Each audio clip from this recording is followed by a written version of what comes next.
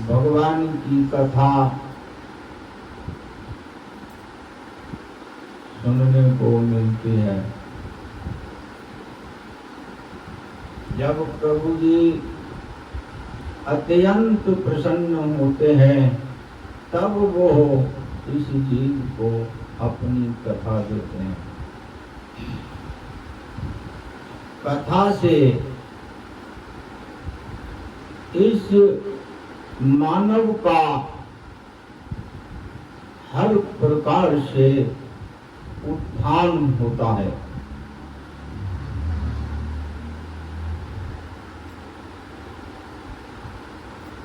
भगवान की कथा ही भगवान से जोड़ती है इस जीव को। भगवान की कथा ही बताती है कि इस मनुष्य का कर्म क्या है, धर्म क्या है, किस लिए मनुष्य का शरीर मिला है और इसका उपयोग क्या है। भगवान की कथा अमृतमय, अमर कर देती है उस जीव को।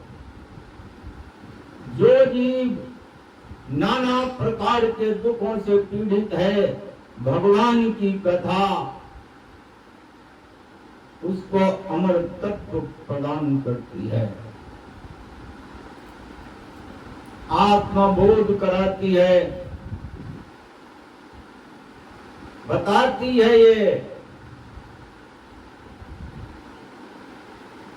ईश्वर क्या है, जीव क्या है, जगत क्या है, बंधन क्या है, मोक्ष क्या है, मुक्ति क्या है, जन्म क्या है, मृत्यु क्या है।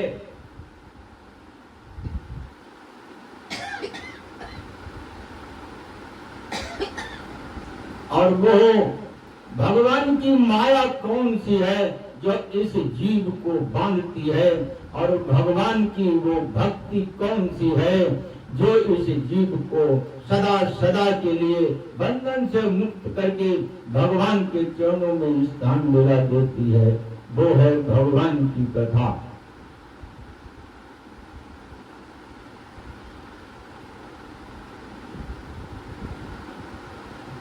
मीरा जी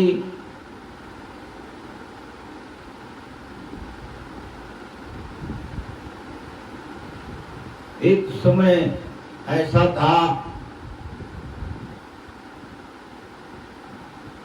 कि मीरा जी साधना में अच्छी स्थिति में चल रही थी। घर परिवार सभी का सहयोग करना, भगवान का जो भक्त होता है, भगवान की जो भी व्यक्ति भक्ति करता है उसके अंदर तो सभी प्रकार के विकार समाप्त होते ही हैं। बाकी संसार में भी लोगों के सभी विकार समाप्त होके संपूर्ण समाज, संपूर्ण वातावरण ईश्वरमय बन जाता है। लेकिन उसमें भी जो लोग भगवान से प्रेम नहीं करते हैं, धर्म से प्रेम नहीं करते हैं, संतों से प्रेम नहीं करते हैं, उनके लिए वो अमृतमयी कथा, अमृतमयी वातावरण, सभी प्रकार का सुख देने वाला जो साधन है वो उस जीव को दुख देता है। जो श्रद्धा संबल रहित नहीं संतन कर साथ, तिनके मानस अगमयति जिन प्रिय रघुनाथ। जिसके पास भगवान के लिए श्रद्धा नहीं है, भगवान के प्रति विश्वास नहीं है, संतों का संग नहीं है, भगवान से प्रेम नहीं है, अगम अति भगवान का प्रेम, तो मिलना उस जीव को बहुत दुष्कर है। जो जिस जीव के लिए सभी प्रकार से सुगम होता है, वही सभी प्रकार से उसके लिए अगम यानी दुष्कर बन जाता है।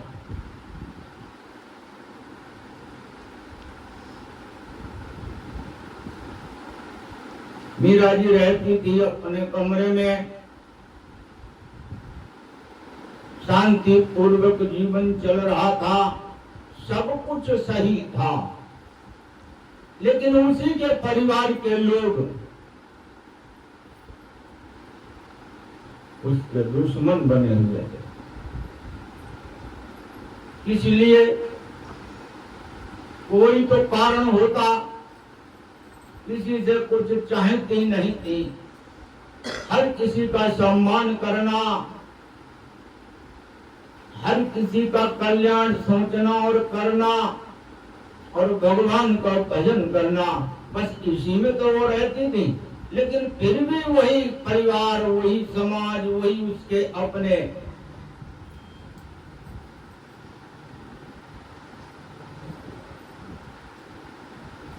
और समस्या भी इतनी बड़ी नहीं खड़ी की। जितनी बड़ी समस्या संसार में कोई दुश्मन के साथ भी नहीं खड़ी कर सकता, वो समस्या मीरा जी के सामने खड़ी कर दी। और इतना ही नहीं, उनको वो घर छोड़ना पड़ा, और वो भी आधी रात को। स्त्री जब घर से निकलती है तो संसार की दृष्टि अच्छी नहीं होती, और उसमें भी रात्रि में निकलना, कितना बड़ा उनका प्रेम रहा होगा ईश्वर से, और कितनी बड़ी समस्या खड़ी की होगी उस परिवार ने।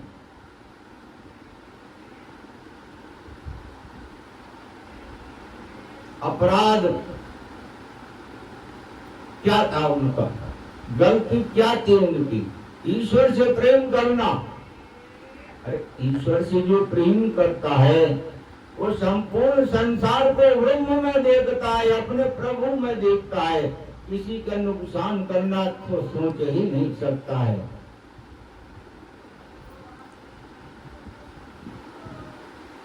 ये है भगवान की भक्ति करने वालों का भगवान के प्रति प्रेम। संसार छूटे तो छूटे, ईश्वर प्रेम निरंतर बढ़ता रहना चाहिए। संत महात्मा विद्वान तपस्वी जिन्होंने इस मनुष्य शरीर को जाना है, समझा है, उनका एक ही लक्ष्य होता है, किसी भी प्रकार से ईश्वर से प्रेम बढ़ता रहे और संसार उसके लिए चाहे छूटता रहे चाहे बढ़ता रहे, उससे कोई फर्क उसकी साधना पे नहीं पड़ना चाहिए। क्योंकि ऐसे भी साधक हुए हैं, संपूर्ण संसार में रहते हुए, संपूर्ण संसार के कार्यों को करते हुए, और परमात्मा का साक्षात्कार एक बार नहीं 105 बार किया था नामदेव जी ने। और ऐसे भी महापुरुष हुए हैं जिस परिवार ने जो सहयोगी होते हैं भक्त के, ज्ञानी के, वो ही सहयोगी जब अधर्म का मार्ग अपनाते हैं तो उसका त्याग करना पड़ता है। विदुर जी ने त्याग किया था पांडवों का, मीरा जी ने त्याग किया था अपने घर परिवार का। संतों का जीवन होता है, जो सहयोगी है उसको साथ में लो। और सहयोगी किस तरीके का होना चाहिए? सेवा करने वाला नहीं। सहयोगी होता है जो धर्म को समझता हो और धर्म के मार्ग पर चलता हो। परमात्मा से प्रेम करता हो और परमात्मा से प्रेम करने का मार्ग भी देता हो, वो सहयोगी होता है। चापलूसी वाले जिनकी आसक्ति संसार में होती है, वो सहयोगी न धर्म के होते हैं न महापुरुषों के होते हैं, वो त्याज्य वस्तु में आते हैं, उनका त्याग ही करना पड़ता है। जो जगत जननी सीता जी संपूर्ण संसार के लिए कल्याणकारी उनका अवतार होता है, और वही जगत जननी रावण के लिए कालरात्रि बनी हुई थी। यह कर्म ही इस जीव का दुख और सुख देने वाला होता है। ये कर्म ही इस जीव को मुक्ति प्रदान करता है।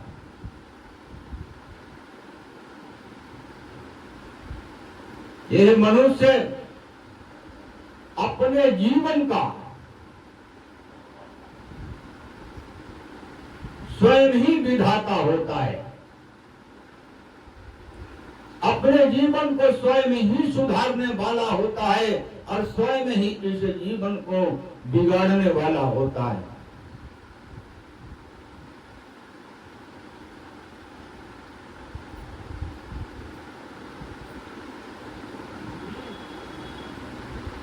संयम 3 प्रकार का होता है जो इस जीव को कल्याण के मार्ग पर ले जाता है। होता है जो कि इंद्रियों को वश में किया जाता है। दूसरा वाणी का संयम होता है। वाणी उचित सत्य तो बोलना ही है, लेकिन भगवतमय होनी चाहिए। और मन का संयम होता है। मन की सबसे बड़ी समस्या है विषयों की आसक्ति में ही रहकर इसका जन्म होता है। ये संपूर्ण शरीर जो हमारा आपका है, ये हमने ईश्वर से प्रेम नहीं किया, इस विषयों से प्रेम किया, संसार से प्रेम किया, जिसके कारण ये शरीर मिला और इस शरीर में ये मन मिला। मन को संयम में रखना। संयम का मतलब है कि कहाँ हमको बैठना चाहिए, कहाँ हमको जाना चाहिए, क्या हमको सुनना चाहिए, किस समय पर क्या काम हमको करने चाहिए। ये शरीर से, मन से और वचन से, तीनों से जब सही तरीके से होता है तब भगवान की भक्ति होती है। शास्त्रों में कहा गया है देह दंड, वाग दंड और मनोदंड। जो ये तीनों के जो संयम रख के अपने जीवन को चलता है, वही वास्तव में तिरंडी महात्मा होता है।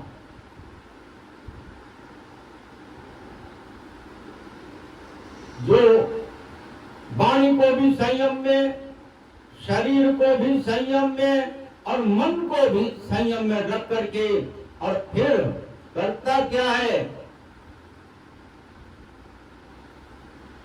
सभी इंद्रियों को विषयों से मोड़ देना। अब विषयों के बारे में तो मालूम ही होना चाहिए, कई बार बताया है आप लोगों को कि विषय होते क्या हैं।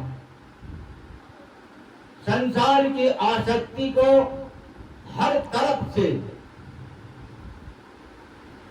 छूटनी चाहिए। इंद्रियों को विषयों से मोड़ देना है बिल्कुल, और मन को भगवान के चरणों में लगा देना है।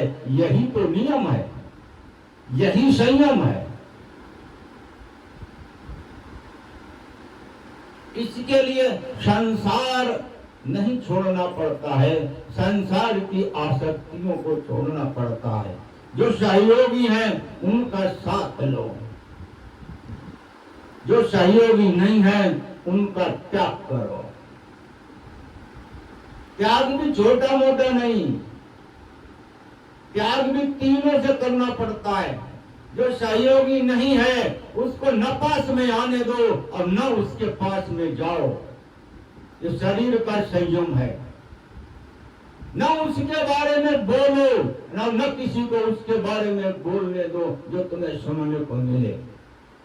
और मन में भी कभी उसकी बात आनी नहीं चाहिए, कभी भी। जब कभी विचार भी आए तो उसको वहीं का वहीं खत्म कर देना चाहिए। ऐसा त्याग होता है हर वस्तु का, हर व्यक्ति का, जो हमारे को ईश्वर से जोड़ती न हो। और जो हमारे को ईश्वर से जोड़ती हो, वो कोई भी वस्तु हो और कैसी भी हो, उससे संपर्क करना चाहिए। जैसे हनुमान जी ने कहा, विभीषण की जब कुटिया देखी थी, उस समय विचार किया कि इन पापियों आत्माओं में ये विभीषण का घर, यहाँ कैसे सज्जन व्यक्ति है। विचार हुआ, पहचान लिया, ये सज्जन है। तब विचार करके तुरंत निश्चय कर लिया कि साधु ते हो इन कारज हानि। साधु व्यक्ति से किसी भी कार्य में हानि नहीं होती है, लाभ ही लाभ होता है। इसलिए जो हमारे अनुकूल है उसको साथ में लो और जो हमारे प्रतिकूल हो उसका त्याग करो।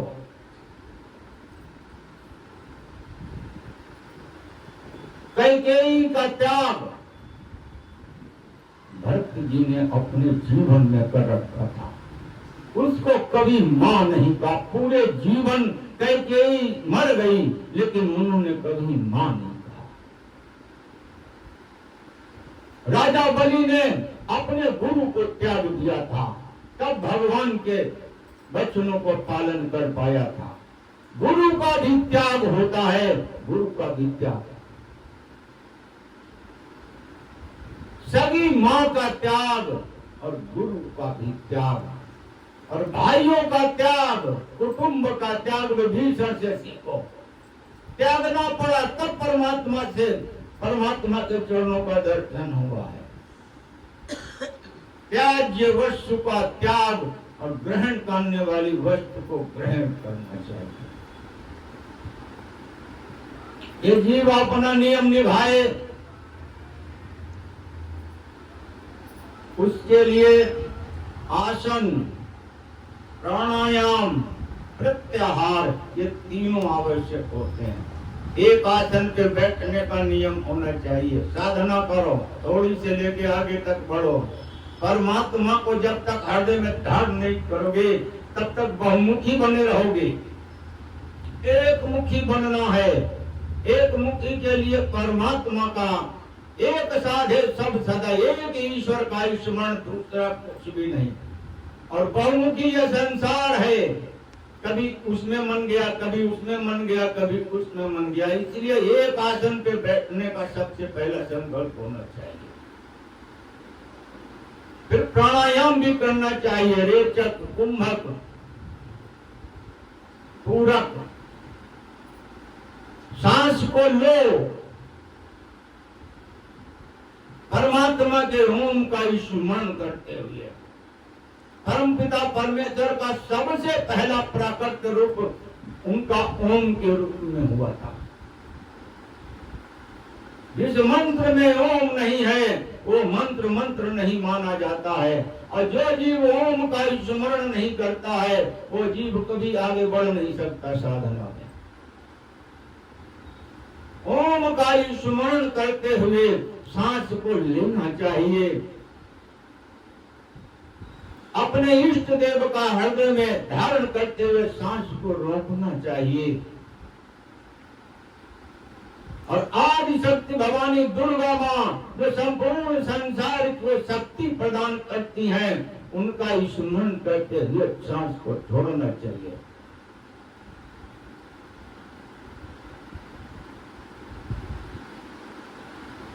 प्राणायाम, फिर प्रत्याहार।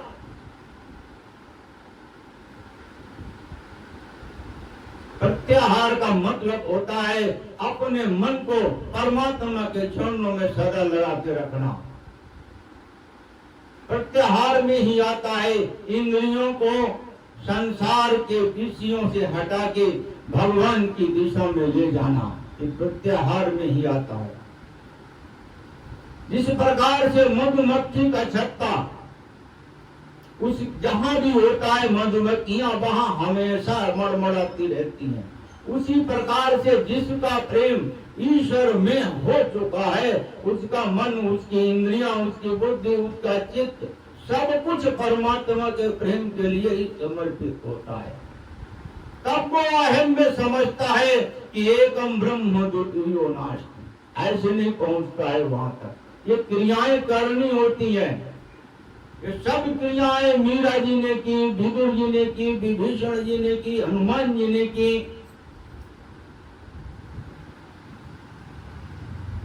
तब भगवान से ये जीव जुड़ा रहता है।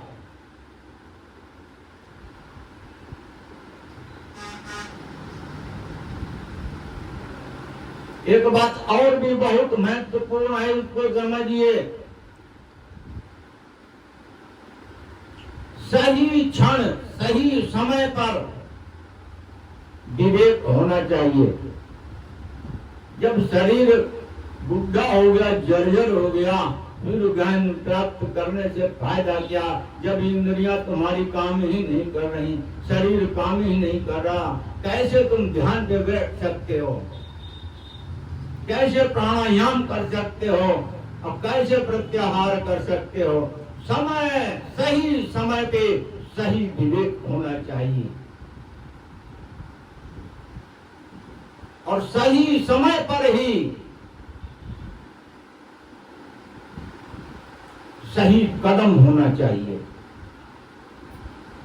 जो हमने सुना है, जो हमने समझा है, सत्संग में आओ, निर्मल मन से बिल्कुल आओ और फिर भगवान की कथा को श्रवण करो और सोचो कि कैसे भी मुझे परमात्मा से, हमारे परमात्मा से हमको हमारा प्रेम हो जाए। इसके लिए कथा का श्रवण करो, खाली होके बैठो और सोचो भगवान से कैसे प्रेम हो, तब विवेक होगा। और सही समय पर विवेक का होना और सही समय पर सही कदम पे चल देना। जो हमने सुना है, समझा है, अपने जीवन में उतारेंगे और चल देंगे। सही दिशा में सही प्रयास ही इस जीव का कल्याण करता है।